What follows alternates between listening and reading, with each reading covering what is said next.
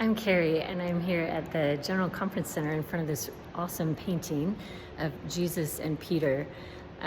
Dr. Brene Brown, she talks about being in the ring as an analogy for like being fully engaged in your life in an authentic and vulnerable way. And there's no one who is more engaged in a courageous and vulnerable life than Peter. He was Christ's firsthand man in so many ways. And Brene Brown talks about that if you're in the ring, if you're courageous and authentic in your life in that way, then you're going to experience failure, like a gladiator fighter in the ring who gets knocked out and tastes like the blood, sweat, and dirt of being knocked out. If you're really living engaged in your life, you're going to feel that failure at times.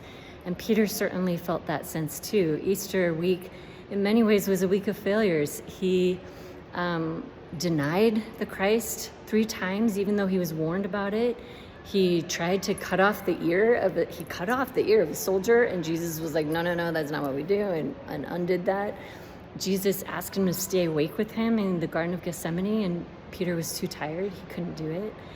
And then from Peter's perspective, the reason he's in the ring is because he believes Jesus is the Messiah who will override the Romans, and then Jesus ends up being crucified by them. From Peter's perspective, there was a lot of failure in the week leading up to Easter. So he goes fishing at the end of that week. He and the disciples fish all night. No luck, another fail. In the morning, as this picture presents, they see Christ on the seashore.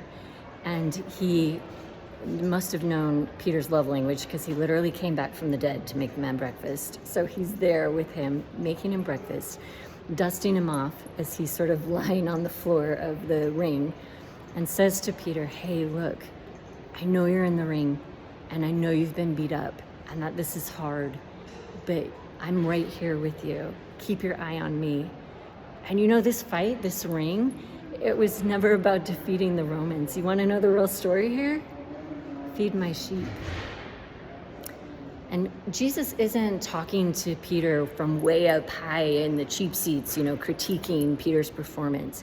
He's right there with Peter, and he's right there with us when we're fighting to keep squirmy kids paying attention during a scripture lesson, or when we're fighting for our marriage, or just fighting to get out of bed to get to church on a tired day.